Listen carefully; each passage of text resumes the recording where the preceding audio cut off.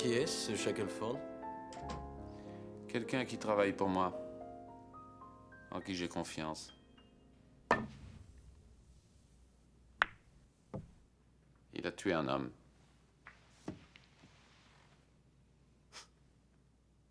Dites-moi, comment vous voyez, disons, dans une dizaine d'années?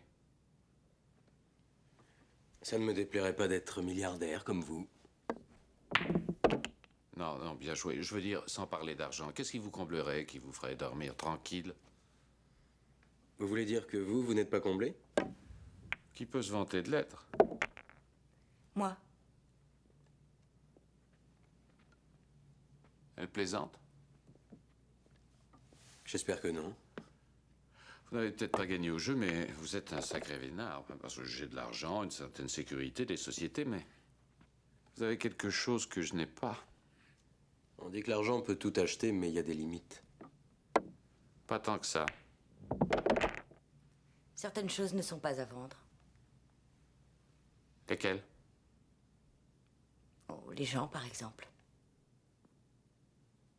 Vous êtes bien naïf. J'achète des gens tous les jours. En affaires, c'est possible, mais pas quand les émotions sont en jeu. Vous voulez dire qu'on n'achète pas l'amour? Ça fait un peu cliché, vous ne trouvez pas? C'est pourtant la vérité. Ah ouais? Qu'est-ce que vous en dites? Je suis d'accord avec Diana. Vraiment? Voyons si ce cliché tient le coup. Supposons que je vous offre $1 million pour passer une nuit avec votre femme.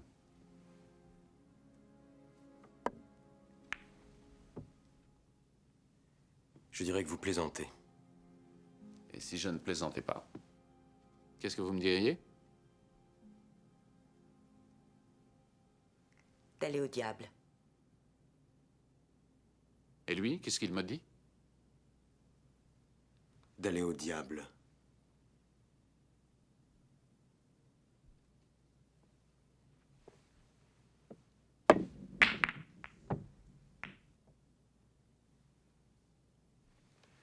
C'est une réponse réflexe parce que pour vous, ça reste une hypothèse. Mais s'il y avait vraiment de l'argent à la clé, sans blaguer, $1 million. Une nuit, c'est vite passé, mais l'argent, vous l'aurez pour la vie. Pensez-y. $1 million. Être à l'abri le restant de vos jours, pour une nuit. Ne répondez pas tout de suite. Réfléchissez. C'est sérieux. La réponse est définitive. Voilà qui résout le problème. Vous venez de me prouver que l'argent ne peut pas tout acheter. Il est tard, je suis navré, mais j'ai un rendez-vous de travail. Danser? Je vais rentrer.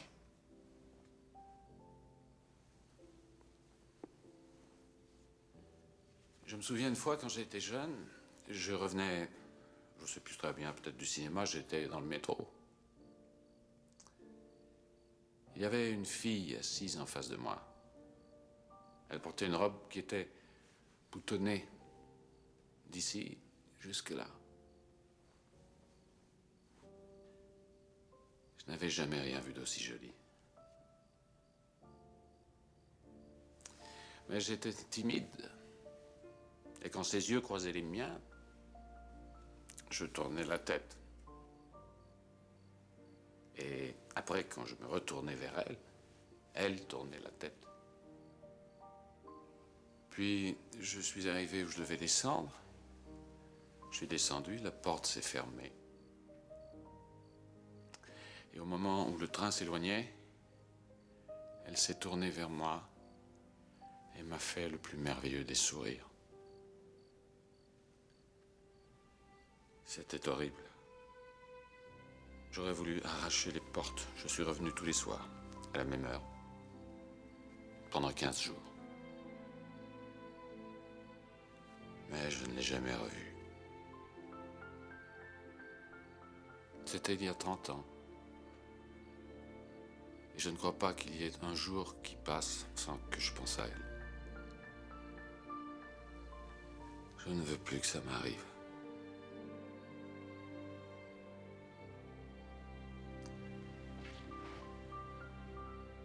Une seule danse.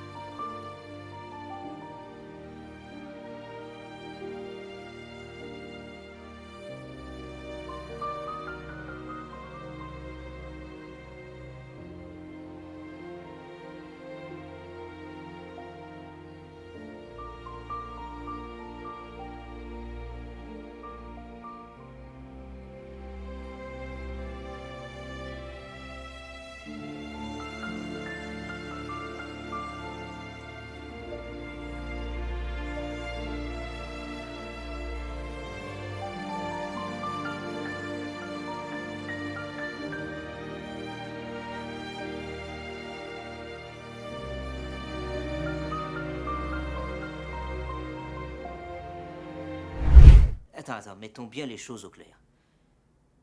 Il t'a proposé $1 million pour une nuit avec ta femme. Ta femme, Diana. Et tu as accepté. Je sais pas quoi te dire, mon vieux, comment tu as pu faire une chose pareille? Négocier sans me demander mon avis? Ne jamais négocier quoi que ce soit sans ton avocat, jamais! Pour une femme comme Diana, je t'obtenais au moins 2 millions! Ben, évidemment, tu veux quand même pas te faire baiser 2 fois de suite, non? Hé! Non, s'il vous plaît, là, attendez, j'évalue les dégâts. 2 secondes, manger des gâteaux, j'en ai commandé. Vous comprenez pas, on en a assez entendu. On vous engage. Vous êtes parfait, on trouve que vous avez une classe folle. Merci. Ah non, c'est vrai. Gladys, donnez à ces messieurs un rendez-vous, appelez cette semaine, mercredi. Quand Mercredi, vous c'est voulez. bon, alors à mercredi. D'accord. Merci d'être venu. Merci à vous. Non, non, à vous. Oui, oui, merci. Écoute, David, avant d'aller plus loin, je crois que on devrait régler les questions morales. Ça, c'est notre affaire. Non, je te parlais de mes honoraires, tu me donnes 5%. Vous voulez me préciser cette clause de vérification? Vérification. Ça signifie que vous payez, même si la relation n'est pas consommée. Autrement dit, si je suis impuissant? C'est le travail d'un avocat de parer à toute éventualité. Je n'en mourrai pas. La clause de John Garfield, c'est quoi? C'est si vous décédiez pendant l'acte. Pas de problème non plus. Vous me prêtez votre stylo? Avec joie.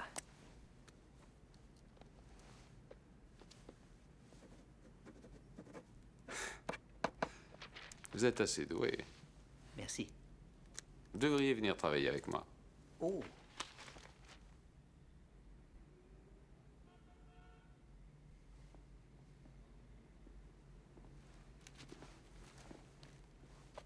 Le contrat est signé.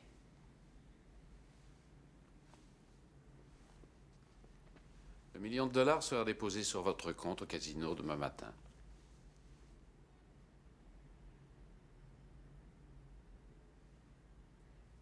Alors, Alors,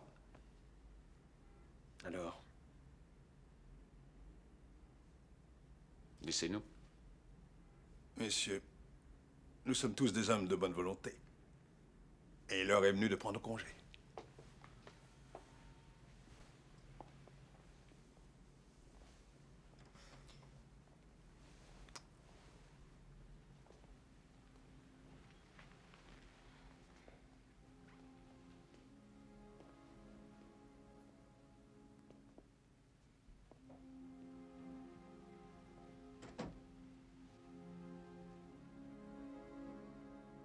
Il faut vous détendre. Je ne mords pas. Alors, je me déshabille tout de suite?